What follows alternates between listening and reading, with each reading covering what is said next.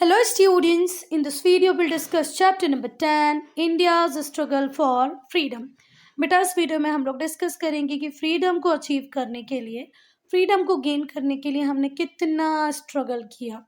देखो, आज़ादी लेना वो भी अंग्रेजों से, ब्रिटिशर्स से कोई आसान काम नहीं था। उसके लिए हमने बहुत पापड़ बेले हैं बेटा, बहुत स्ट्रगल किया। ये जो वर्ड स्ट्रगल है इसका हिंदी मीनिंग होता है संघर्ष करना, फ्रीडम का मीनिंग होता है आज़ादी। तो हमने आज़ादी के लिए बहुत लड़ाई की, बहुत संघर्ष किया, तब जाके हमें आज़ादी मिली। अच्छा, ऐसा क्यों था?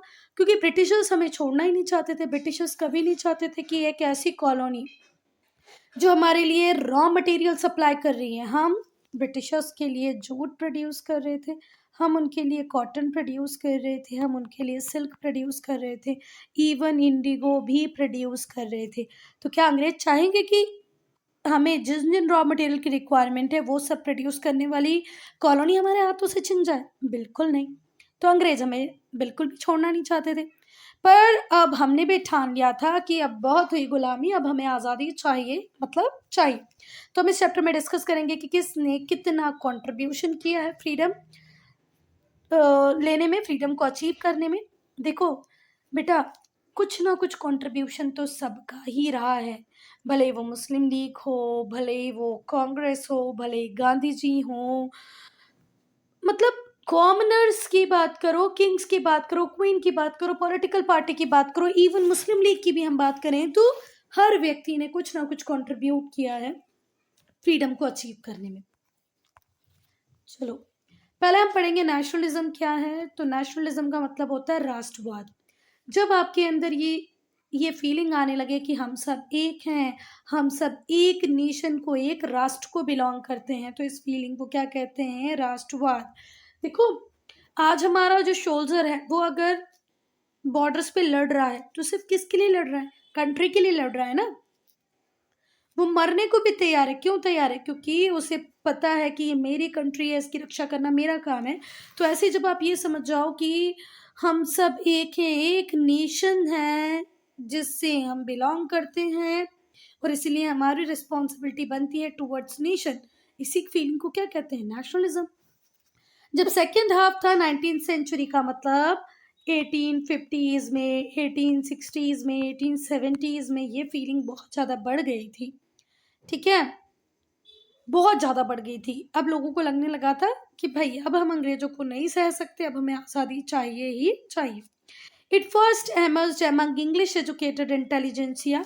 देखो, पहले ये जो फीलिंग थी कि हमें आज़ादी चाहिए, हमें फ्रीडम चाहिए, हमें भी लिबर्टी चाहिए, ये इंग्लिश एजुकेटेड इंटेलिजेंसिया के बीच में आई। मतलब वो लोग जिन्होंने इंग्लिश में पढ़ाई कर ली थी, जो उस टाइम में आईसीएस का एग्ज़ाम क्लियर कर चुके थे, जो डॉक्टर बन गए थे, जो लॉयर बन गए थे, जो कॉलेज में प्रोफेसर बन गए थे, ऐसे जो इंग्लिश एजुकेटेड इंटेलिजेंसिया था उसने सबसे पहले ये सोचना चालू किया। Who had grown up in India's major cities, और जो इंडिया की मेजर सिटीज में ग्रोन अप हुआ हो, मतलब जो बड़ा हुआ हो इंडिया की मेजर सिटीज में, in the last 3 decades of 19th century। Last 3 decades of 19th century मतलब 1870s, 1880s, 90s और 1900s। ठीक है, मतलब 1880 वाला, 1890 वाला और 1900 वाला। ठीक है, ये एक ऐसा टाइम था, अगर इस पर्टिकुलर टाइम में किसी की अपब्रिंगिंग हुई होगी तो वो व्यक्ति, मतलब 1870 ऑनवर्ड्स अगर कोई बच्चा उस पर्टिकुलर इन्वायरमेंट में बड़ा हुआ होगा तो वो तो ज़्यादा ही सोच रहा है किसके रिगार्ड्स में? नेशनलिज्म के रिगार्ड्स में, आज़ादी के लिए। दे यूनाइटेड देमसेल्फ, इन्होंने अपने आप को इकट्ठा किया। Against what? Against foreign rule, against British rule. और फिर ये डिसाइड किया कि भाई हम तो आज़ादी लेकर ही रहेंगे। किससे? ब्रिटिश से। क्या इतनी बातें समझ में आ गई? हमारा जो इंटेलिजेंसिया था उसने ये सोच लिया था कि जो हमें इंग्लिश एजुकेशन में सिखाया गया, लिबर्टी, फ्रीडम, ये सिर्फ सिर्फ आपके लिए क्यों, ये हमारे लिए, इंडियंस के लिए भी होनी चाहिए। हमें भी फ्रीडम चाहिए, हमें भी लिबर्टी चाहिए, हमें भी इक्वालिटी चाहिए।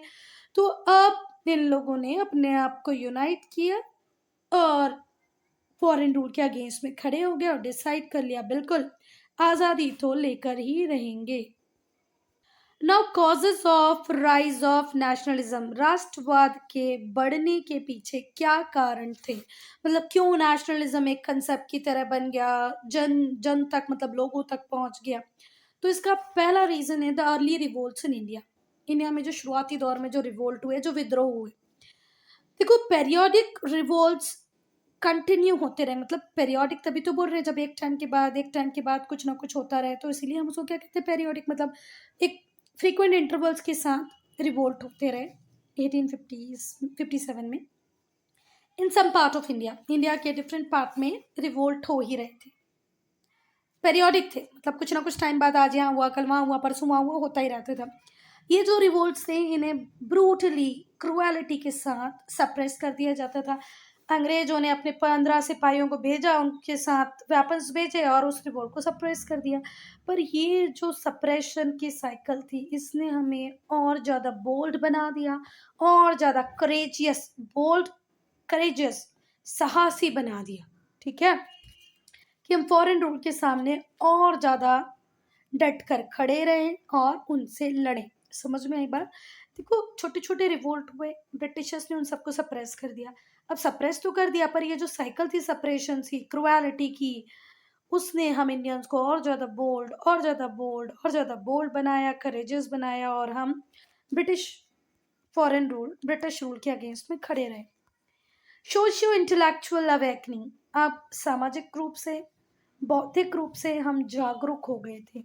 ठीक है, अब हमारे दिमाग में, हमारी बुद्धि में, हमारे समाज में ये चलने लगा था कि भाई हम एक ऐसी कंट्री से बिलोंग करते हैं जिसका बहुत ही ग्लोरियस पास्ट है। भारत सोने की चिड़िया के नाम से जाना जाता था, पूरी दुनिया भारत की खोज में निकली थी। क्यों? क्योंकि हम जिन चीज़ों को प्रोड्यूस करते थे वर्ल्ड वाइड वो कहीं प्रोड्यूस होती ही नहीं थी।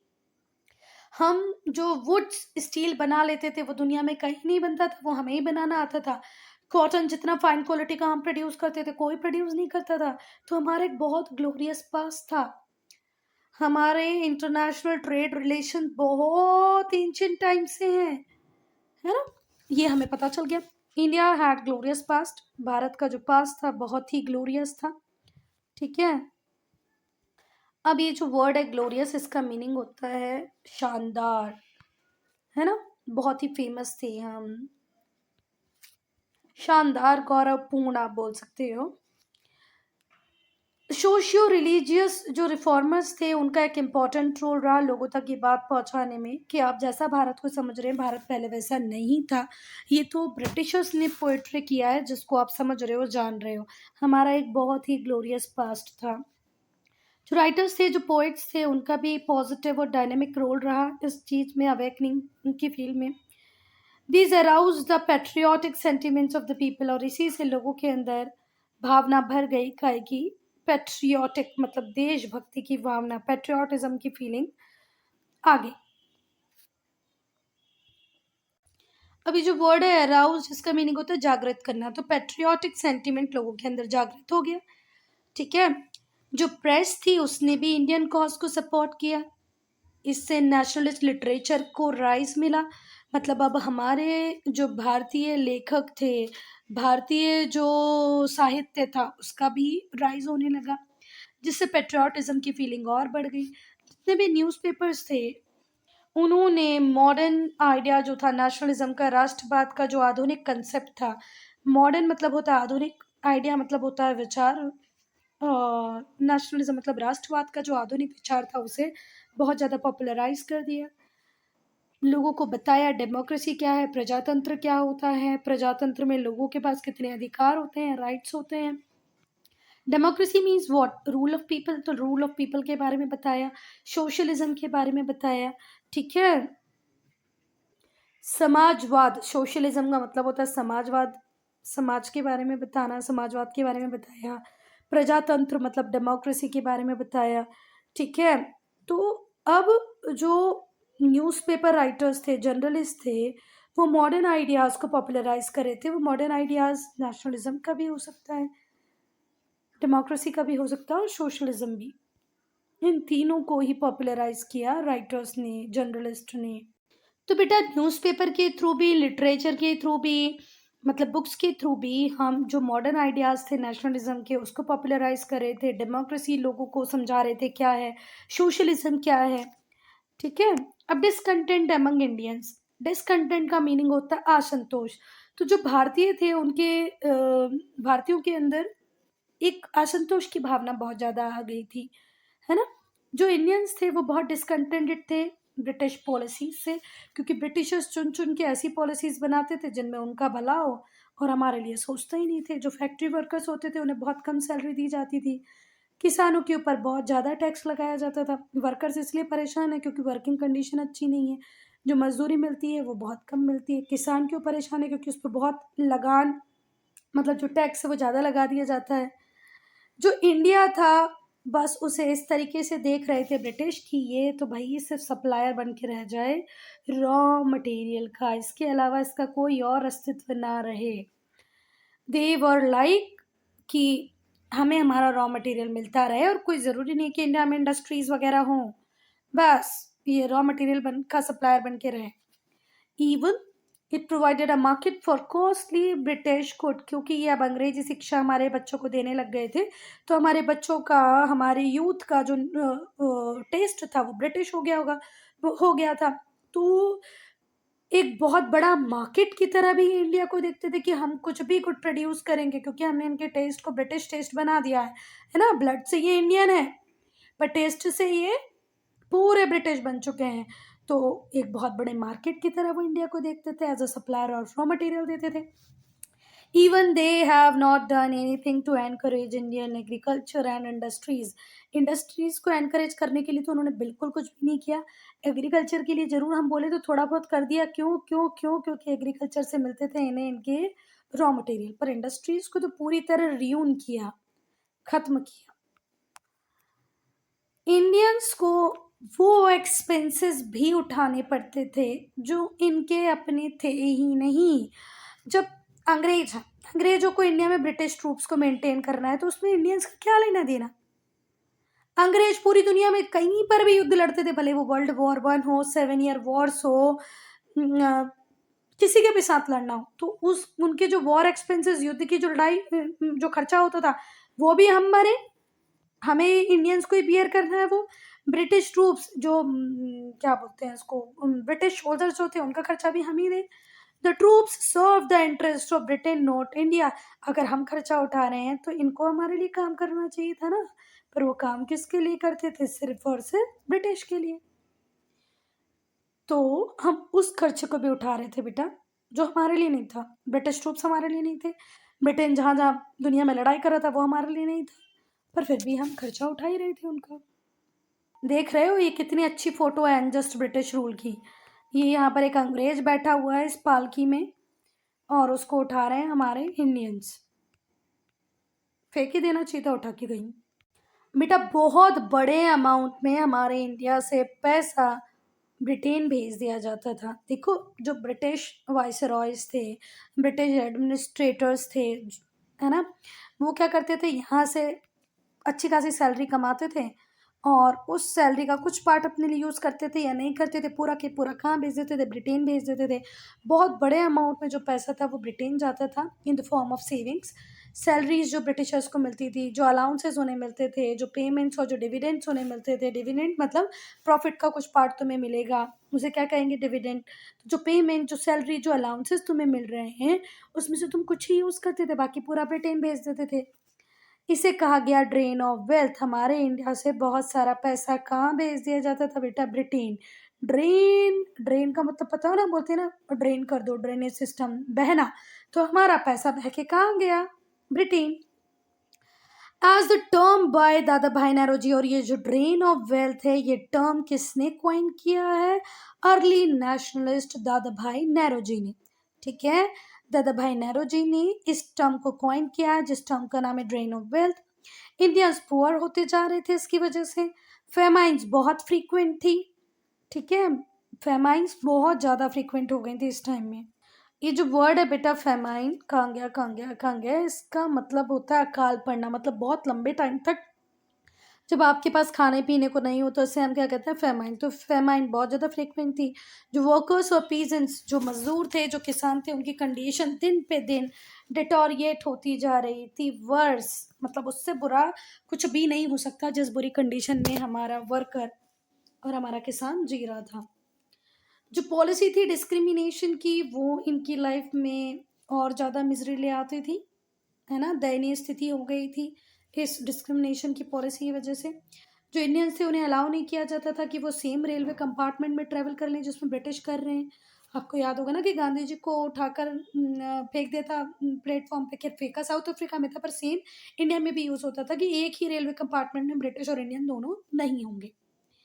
इवन एक ही रोड पे चलना भी, कुछ कुछ रोड ऐसी थी जहां पर साथ में चलना भी अलाउड नहीं था। They could not even walk on the same road which the British use. British जिस रोड को यूज कर रहे हैं उसको तो इंडियंस यूज नहीं कर पाते थे। कुछ रोड्स के साथ था ऐसा, सबके साथ नहीं था। कुछ हॉस्पिटल, कुछ पार्क्स ऐसे थे जो बेसिकली सिर्फ और सिर्फ ब्रिटिश के लिए रिजर्व थे। कुछ बीचेस ऐसी थी जो सिर्फ ब्रिटिशर्स के लिए रिजर्व थी। ये जो एटीट्यूड था कि हमारी कंट्री में आके ये बोलना इसको सिर्फ हम यूज़ करेंगे, तुम यूज़ नहीं करोगे, ये हमारा है तुम्हारा नहीं है, इससे बहुत ज़्यादा गुस्सा आया, बहुत ज़्यादा असंतोष आया भारतीयों के मन में। बेटा अब हम पढ़ेंगे एडमिनिस्ट्रेटिव एंड इकोनॉमिक यूनिफिकेशन को। तो बेटा जब से ब्रिटिशर्स इंडिया में आए थे ना, तब से उनका सिर्फ एक ही एम था, exploitation of Indian people and exploitation of Indian resources. वो कोई भी काम ऐसा कभी भी नहीं करते थे जिससे हमारा इंडियंस का कुछ अच्छा हो, ठीक है। वो हमेशा वही प्लान, वही पॉलिसीज बनाते थे जिससे ब्रिटिशर्स का अच्छा हो। पर बेटा कुछ पॉलिसीज ऐसी निकली जो शॉर्ट रन में तो ऐसा लगता था कि ब्रिटिशर्स को ही सपोर्ट कर रही हैं, ब्रिटिशर्स के लिए ही अच्छी हैं, पर बाद में हमने देखा कि उसका फ़ायदा हमें भी बहुत मिला। जैसे ब्रिटिशर्स ने जब एजुकेशन, इंग्लिश एजुकेशन को इंडिया में स्प्रेड किया, तो हमें लग रहा था कि यार ये ऐसा क्यों कर रहे थे। पर बेटा जब तक इंग्लिश एजुकेशन इंडिया में नहीं था, जब तक इंग्लिश लैंग्वेज हम नहीं जानते थे, तो हमारे लिए कम्युनिकेट करना बहुत मुश्किल हो जाता था। नॉर्थ का व्यक्ति साउथ से कम्युनिकेट नहीं कर सकता था, साउथ का व्यक्ति नॉर्थ से कम्युनिकेट नहीं कर सकता था। प्रेवलेंट लैंग्वेज साउथ में थी तमिल, तेलुगु। इंडिया में अगर हम नॉर्थ वाले पार्ट में देखें तो हरियाणवी थी, हिंदी थी, है ना, मतलब बहुत प्रॉब्लम होती थी कम्युनिकेट करने में। पर जब से इंग्लिश आई तो हमें एक यूनिफाइंग बॉन्ड मिल गया कि नॉर्थ में बोलना है तो भी इंग्लिश, साउथ में बोलना है तो भी इंग्लिश, ईस्ट में इंग्लिश, वेस्ट में इंग्लिश। तो हमें इंग्लिश एजुकेशन का फ़ायदा मिला। इंग्लिश एजुकेशन का दूसरा फ़ायदा ये मिला हमें कि हम लिबर्टी, फ्रेटर्निटी और दुनिया भर की चीज़ों को जान गए। लॉजिकल रीजनिंग क्या होती है, लिबर्टी क्या है, फ्रीडम क्या है, इक्वालिटी क्या है। तो इसका फ़ायदा हम इंडियंस को मिल गया। ऐसे ही बेटा ब्रिटिशर्स ने एडमिनिस्ट्रेटिव और इकोनॉमिक यूनिफिकेशन अपने फ़ायदे के लिए किया था कि यार हमें एडमिनिस्टर करने में आसानी होगी, हमें ज़्यादा फ़ायदा मिलेगा। पर एक्चुअल में एट एंड लॉन्ग टर्म में इसका फ़ायदा भी हम इंडियंस को ही मिला। जो एडमिनिस्ट्रेटिव और इकोनॉमिक यूनिफिकेशन था इंडिया का, वो किसने किया बच्चा? ब्रिटिशर्स ने किया। उन्होंने यूनिफॉर्म सिस्टम ऑफ एडमिनिस्ट्रेशन लेके आए। मतलब यूनिफॉर्म सिस्टम ऑफ एडमिनिस्ट्रेशन का मतलब ये है कि आज आप पूरे इंडिया में देख लो, आईएएस की जो ड्यूटीज़ है वो फिक्स है, जजेस की ड्यूटीज फिक्स है ना, कि नहीं ये काम इस टेरिटरी में करना है। क्लियर हुई बात? तो पहले ऐसा नहीं था, हर राजा अपने हिसाब से रूल्स रेगुलेशन चलाता था। ठीक हुई बात? पर ये लोग ले आए uniform system of administration. Economic life जो थी उससे भी यूनिफॉर्मिटी मिलने लग गई। उन्होंने मॉडर्न इंडस्ट्रीज को इंडिया में इंट्रोड्यूस किया। अब हर क्लास के, हर कास्ट के लोग इंडस्ट्रीज में साथ में काम कर रहे थे। इससे टुगेदरनेस की फीलिंग आई लोगों में, ठीक है। और जो डिस्क्रिमिनेशन, जो भेदभाव पहले हुआ करता था कास्ट, कम्युनिटी और धर्म को लेके, धार्मिक भावनाओं को लेके, वो बिल्कुल ख़त्म हो गया।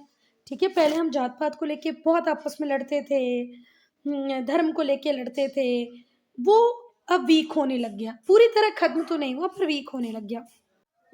अब बेटा जो ब्रिटिशर्स थे उन्होंने न्यू सिस्टम्स लेके आए कम्युनिकेशन के, ट्रांसपोर्ट के, जो पहले इंडिया में नहीं थे। ठीक है, नहीं तो इंडिया में पहले टेलीग्राफ था, नहीं तो पहले इंडिया में पोस्टल सिस्टम था, है ना। ये सब किसने इंट्रोड्यूस किया? ब्रिटिशर्स ने। फिर ट्रांसपोर्ट के भी न्यू मीन्स लेके आए, जैसे रेलवेज। प्री ब्रिटिश एरा में नहीं थी, ब्रिटिशर्स के पहले नहीं थी, ये भी कौन लेके आए? ब्रिटिशर्स लेके आए। तो जो पोस्टल सिस्टम है वो भी, और टेलीग्राफ, रेलवे, ये सब ब्रिटिशर्स लेके आए, जिसने हेल्प किया इंडियंस को। इंडियंस और पास पास आते गए।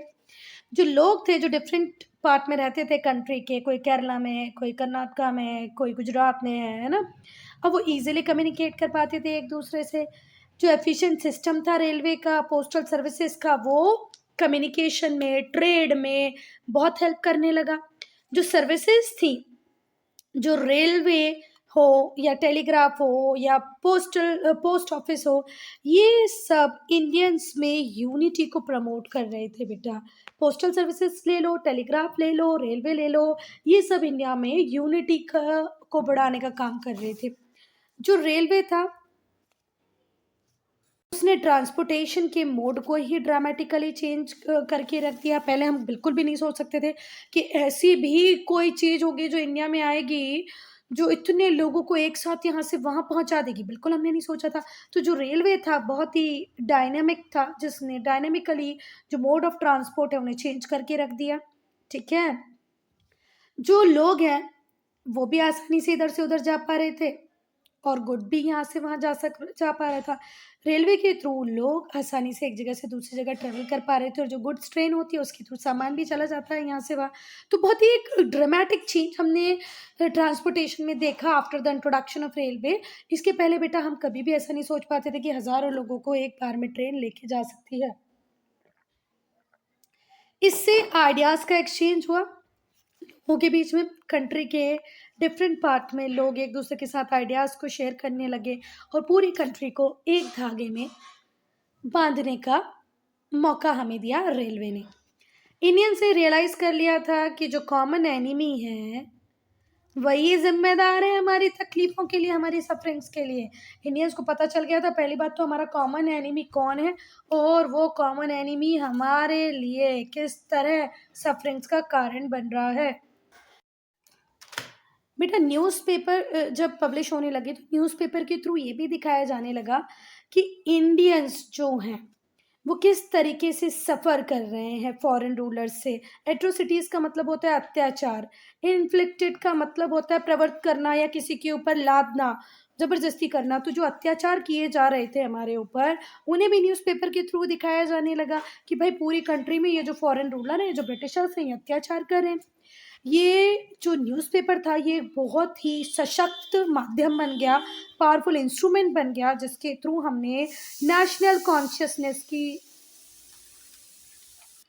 नेशनल कॉन्शियसनेस की जो फीलिंग थी उससे स्प्रेड किया। हमने न्यूज़पेपर के थ्रू लोगों को अवेयर किया। जो नेशनल कॉन्शियसनेस की जो फीलिंग थी, राष्ट्रवाद की जो भावना थी, उसको स्प्रेड किया, और उसके लिए न्यूज़पेपर एक पावरफुल इंस्ट्रूमेंट बने। ये उस टाइम का फेमस न्यूज़पेपर है जिसका नाम है अमृता बाजार पत्रिका। क्या नाम है बेटा? उस टाइम के famous newspaper Amrita Bazar Patrika. Now role of great Indian leaders. अब हम लोग देखेंगे हमारे ग्रेट इंडियन लीडर्स के रोल को। ठीक है। तो अगर मैं रविन्द्रनाथ टैगोर की बात करूं, मोहम्मद इकबाल की बात करूं, सुब्रमण्यम भारती, बंकिम चंद्र चटर्जी, इन्होंने नेशनलिज्म की फीलिंग को डेवलप किया, राष्ट्रवाद की भावना को भारतीयों के अंदर जागृत किया। उनको समझाया भाई कि we all are belonging from a country, और इस कंट्री को इंडिपेंडेंस दिलाना हमारा ही काम है। तो हम लोग अब इंडियन लीडर्स के रोल को पढ़ेंगे। इंडियन लीडर्स में हम अभी जो 4-5 नाम पढ़ रहे हैं उनको आपको लर्न कर लेना है। जैसे रविन्द्रनाथ टैगोर, मोहम्मद इकबाल, सुब्रमण्यम भारती, बंकिम चंद्र चटर्जी, इन सब ने ही डेवलप किया लोगों के अंदर सेंस ऑफ नेशनलिज्म, राष्ट्रवाद की भावनाओं को लोगों के अंदर बढ़ावा दिया, जागृत किया। जो गवर्नमेंट थी उस पूरी तरीके से कोशिश की कि किसी तरीके से मैं ये जो राष्ट्रवाद की भावनाएं लोगों के अंदर बढ़ती जा रही है ना, उसे सप्रेस कर दूं, दबा दूं, दमन कर दूं इन लोगों का। तो इसीलिए इन लोगों ने न्यूज़पेपर्स को भी बैन कर दिया और बुक्स को भी बैन कर दिया। बोल दिया आप कोई न्यूज़पेपर नहीं प्रिंट होगा, और प्रिंट होगा भी तो पहले हम उसके ऊपर देखेंगे कि क्या लिख रहे हो क्या नहीं। सेंसरशिप लगाने लग गए, क्या लिखोगे क्या नहीं लिखोगे वो हमसे पूछो, उसके बाद प्रिंट करो। ठीक है। तो बहुत सारे न्यूज़पेपर, बहुत सारी बुक्स को बैन कर दिया गवर्नमेंट ने, क्योंकि वो कभी नहीं चाहते थे कि ये जो नेशनलिज्म है, राष्ट्रवाद है, इसकी भावना लोगों के अंदर आए। क्योंकि नेशनलिज्म की फीलिंग अगर एक बार लोगों के अंदर आ गई ना, तो वो आज़ादी के बिना तो मानेंगे नहीं। अब हम वेस्टर्न एजुकेशन को देखेंगे तो बच्चा वेस्टर्न एजुकेशन का तो इतना इम्पोर्टेंट, इतना पाइवोटल, इतना क्रूशल रोल है कि आप सोच भी नहीं सकते। इसने इंडियंस को वेस्टर्न थॉट्स, वेस्टर्न कल्चर से एक्सपोज किया। मतलब पता है एक्सपोज करना मतलब एक्सपोजर में लाना। मतलब इसके पहले हमें क्या पता था कि इंग्लिश कल्चर कैसा होता है, इंग्लिश थॉट्स कैसे हैं, इंग्लिश लोग कैसे सोचते हैं, वहाँ कितने रेवोल्यूशन हुए, वहाँ कब मुनाकी से पावर ले ली गई, हमें पहले पता ही नहीं था। तो जब इंग्लिश एजुकेशन के एक्सपोजर में हम आए तब हमें पता चले वेस्टर्न थॉट्स क्या है, वेस्टर्न कल्चर क्या है। और ये वेस्टर्न थॉट्स, वेस्टर्न कल्चर हमें बहुत अच्छे से इन्फ्लुएंस कर गया, बहुत ही ग्रेटली इसने इन्फ्लुएंस किया। हम फ्रीडम, आज़ादी, इक्वालिटी, समानता, इनके आइडिया से तो इतने इम्प्रेस हो गए कि क्या बताएं। हमने तुरंत भारत सरकार को बोला, भारत सरकार तो थी नहीं उस टाइम, अंग्रेजी सरकार से बोला।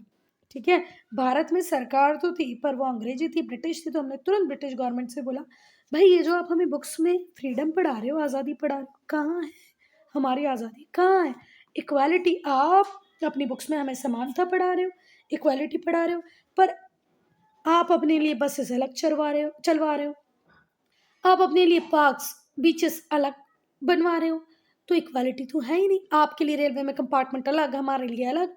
तो भाई हमें भी इक्वालिटी दो, हमें भी आज़ादी दो।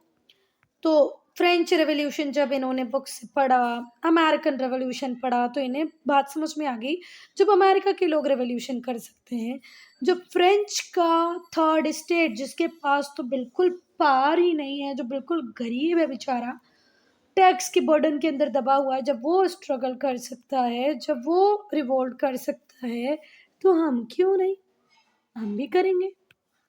तो जो इंडियंस थे उन्होंने क्रिटिसाइज करना चालू कर दिया ब्रिटिश की सप्रेसिव पॉलिसीज को, जो ब्रिटिश की दमनकारी नीति थी, दमनकारी, हमें दबाने की जो नीति थी, सप्रेसिव जो पॉलिसीज थी, उसको क्रिटिसाइज किया। हमने ब्रिटिशर्स से डिमांड की भैया कि ह्यूमन राइट्स की तुम ये जो बात करते हो, हमारे ह्यूमन राइट्स कहाँ हैं? ठीक है, जैसे तुम्हें राइट्स मिले वैसे हमें भी राइट्स दो। हे अंग्रेजों, हे ब्रिटिशर्स, जैसे तुम्हारे पास तुम्हारे ह्यूमन राइट्स हैं, हमें भी हमारे ह्यूमन राइट्स दो। रोल ऑफ इंग्लिश लैंग्वेज, तो जो ब्रिटिश थे उन्होंने इंग्लिश लैंग्वेज को इंडिया में लाए। इंग्लिश कौन लाए? अंग्रेज, ब्रिटिश। तो जो लोग थे इंडिया के उन्होंने इंग्लिश को यूज़ करना चालू कर दिया। अब यूज़ क्या करना चालू कर दिया बेटा, ये हमारे ऊपर इम्पोज की गई थी। If you want government job, learn English. ठीक है, इंग्लिश मीडियम में स्कूल्स थे, हमारे पास कुछ था ही नहीं, तो इंग्लिश इंग्लिश इंग्लिश, तो हमें इंग्लिश लर्न करना ही पड़ा। ठीक है, पहले जब तक अंग्रेजी नहीं थी, इंग्लिश नहीं थी, इंडियंस बहुत सारी मदर टंग्स में बात करते थे। कोई तमिल बोल रहा है, कोई तेलुगु बोल रहा है, कोई कोई और भाषा बोल रहा है, जिससे ये डिफ़िकल्ट हो जाता था कि वो लोग आपस में बात करें, बात ही नहीं कर पाते थे, है ना? आज भी आप कुछ एरियाज़ में जाओ तो कम्युनिकेशन में प्रॉब्लम होती ही है ना? साउथ के जब इंटीरियर विलेज एरिया में चले जाओगे जिनको इंग्लिश नहीं आती है, और आप मध्य प्रदेश के एक व्यक्ति को लेके गए हो जिसको भी इंग्लिश नहीं आती, तो वो आपस में कम्युनिकेट नहीं कर पाएँगे बेटा, बहुत मुश्किल होगी उनको। पर आजकल तो ऐसे बहुत कम एरिया रह गए हैं। पर जैसे ही इंग्लिश लैंग्वेज आई तो ये सारे बैरियर रिमूव हो गए। ठीक है, जो इंडियंस थे अब वो एक दूसरे से कम्युनिकेट करने लगे, कॉमन लैंग्वेज उनके पास थी, वो कॉमन लैंग्वेज थी इंग्लिश। इससे यूनिफाई हो गए कौन? Indians, and help them in sharing ideas, और एक दूसरे से अपने आइडियाज़ शेयर करने लगे, थॉट्स को शेयर करने लगे। क्योंकि पहले बेटा कम्युनिकेट कर ही नहीं पाते थे, लैंग्वेज प्रॉब्लम थी, पर अब हम कर पाते हैं। बेटा ये सारे तो रीज़न हो गए, अब हम इमीडिएट कॉज, इमीडिएट रीज़न को देखेंगे। तो वायसरॉय लॉर्ड लिटियंस जो थे उन्होंने आग में घी डालने का काम किया, है ना? कैसे? कि इन्होंने ब्रिटिश गुड्स से इंपोर्ट ड्यूटीज़ बिल्कुल ख़त्म कर दी। इससे इंडियन टेक्सटाइल इंडस्ट्री बिल्कुल ख़त्म हो गई, क्रैश कर गई। मेरी बात सुनो, देखो, इंग्लैंड से जब भी कोई गुड इंडिया में आता था तो हम उसके ऊपर थोड़ा बहुत टैक्स लगा देते थे, जिससे वो सामान थोड़ा सा महंगा हो जाता था, तो इंडियन मेड गुड्स भी लोग खरीदते थे। पर ये जो लॉर्ड लिटियन थे ना, इन्होंने कहा कि नहीं, हमारे गुट पे अब हम कोई टैक्स नहीं लगाएंगे। अगर कोई चीज़ 100 रुपए की वहां पर है तो इंडिया में भी वो 100 रुपए की ही बिकेगी। इससे बेटा हमारी जो इंडियन टेक्सटाइल इंडस्ट्री थी पूरी तरह बर्बाद हो गई। तो इमीडिएट कॉज समझ में आया। इमीडिएट कॉज ये है कि जो लॉर्ड लिटियंस थे उन्होंने ब्रिटिश गुड्स के ऊपर इंपोर्ट ड्यूटी खत्म कर दी कि कितना भी गुड इंग्लैंड से इंडिया में आए उसके ऊपर कोई टैक्स नहीं लगेगा। इससे हमारी इंडस्ट्री धीरे धीरे करके कोलैप्स करती गई, जिसमें टेक्सटाइल बहुत बड़ा नाम था, क्योंकि हमारा टेक्सटाइल उस टाइम से भी पहले से फेमस थे बेटा। जब से ये अंग्रेजों ने घरों में रहना सीखा, पहले झिंगालाला हुआ करते थे, उस टाइम से पहले हमारा जो टेक्सटाइल था वो फेमस था। पर अब क्या ही कर सकते हैं, ठीक है। ऑल्सो उसने क्या कहा कि भाई इंडियंस ही पे करेंगे अफगानिस्तान में जो वॉर ये लोग लड़ रहे हैं, जो वॉर एक्सपेंसेस, युद्ध लड़ने का खर्चा जो आ रहा है अफगानिस्तान से। पर देखो अंग्रेज लोग अफगानिस्तान से लड़ रहे थे, तो इनका मानना था कि हम लड़ तो अफगानिस्तान से रहे, पर उसका पैसा भी कौन दे? Indians they. क्यों दे? क्यों दे भाई? हम तो हम बहुत परेशान होंगे, गुस्सा हमारे मन में आ गया, पर हमें देना तो था। तो इसीलिए जो लॉर्ड लिटियंस थे उन्होंने क्या किया, उन्होंने इंडियंस को मजबूर किया कि वो पे करें वॉर एक्सपेंसेस को अगेंस्ट अफगानिस्तान। मतलब युद्ध में लड़ने का पैसा हमसे ही लिया उन्होंने, जबकि हमारी कोई सीधी लड़ाई थी ही नहीं अफगानिस्तान से। और तो और लॉर्ड लिटियंस ने जो सबसे बुरे काम किए वो अब हम पढ़ने वाले हैं। ही इंट्रोड्यूस 2 एक्ट्स, उसने 2 एक्ट लाए। पहला था वर्नाकुलर प्रेस एक्ट जो आया 1878 में। देखो दोनों को लर्न करना इजी है क्योंकि दोनों एक ही साल में पास हुए हैं, वो है 1878। कब पास हुआ? 1878। कौन से 2 एक्ट 1878 में पास हुए? एक था वर्नाकुलर प्रेस एक्ट और दूसरा था आर्म्स एक्ट। 2 एक्ट लॉर्ड लिटियंस लेके आए जिन्होंने ऐसा एनवायरनमेंट क्रिएट कर दिया कि अब तो कुछ बड़ा करना ही पड़ेगा। पहला था वर्नाकुलर प्रेस एक्ट जो 1878 में आया, दूसरा भी 1878 में आया पर उसका नाम था आर्म्स एक्ट। इस एक्ट के थ्रू इन्होंने सेंसरशिप लगा दी, मतलब रोक लगा दी। लगभग किस चीज पे? पेपर बेचने पे रोक नहीं लगा दी, उसमें जो कंटेंट आप देने वाले हो उसके ऊपर रोक लगा दी कि भाई this particular thing will go in your newspaper, this will not. अंग्रेजी सरकार की तारीफ कर रहे हो, लिख दो। अंग्रेजी सरकार के खिलाफ हो, हटा दो। क्या बात समझ में आ रही है? आप जो भी आर्टिकल लिखोगे वो पहले ब्रिटिश गवर्नमेंट चेक करेगी। अगर वो ब्रिटिशर्स को ऐसा लगता है कि यार ये हमारी गवर्नमेंट को कोई हार्म नहीं पहुंचाएगा, then it is okay, otherwise आपकी प्रेस को बंद तक किया जा सकता था। तो वर्नाकुलर प्रेस एक्ट क्या कहता था? सेंसरशिप लगा देता था। किस पे? इंडियन न्यूज़पेपर पे। जो एडिटर्स थे उनसे कहा जाता था कि आपको कुछ भी ऐसा पब्लिश नहीं करना है, पब्लिश करने से उन्हें रोकते थे जो एंटी ब्रिटिश फीलिंग क्रिएट करे लोगों के अंदर, ब्रिटिशर्स के खिलाफ नफरत डालने वाली चीज़ों को। ऐसी कोई बात मत करना इंडियन न्यूज़पेपर आप। अंग्रेजों ने धमकी दी और कहा सब कुछ लिखो जिसमें ब्रिटिशर्स की तारीफ लिखो, ऐसा कुछ मत लिखो जिससे एंटी ब्रिटिश फीलिंग लोगों के अंदर भरे।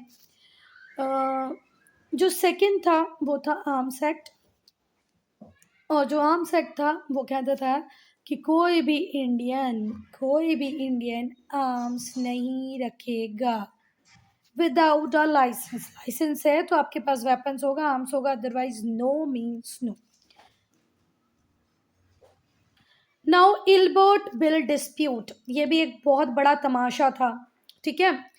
एडिटेड टू दिस, ये तो हुआ है कि भाई आर्म्स एक्ट ले आए, वर्नाकुलर प्रेस एक्ट ले आए। इल्बर्ट बिल आया 1883 में। पहले दो आए 1878 में, वर्नाकुलर प्रेस एक्ट और आर्म्स एक्ट, और इल्बर्ट बिल आया 1883 में। ये बिल सर इल्बर्ट ने इंट्रोड्यूस किया था, ठीक है, जो कि एक लॉ मेंबर थे council of Lord Ripon. Lord Ripon की जो काउंसिल थी उसके लॉ मेंबर थे सर इल्बर्ट, वो ये बिल लाए थे।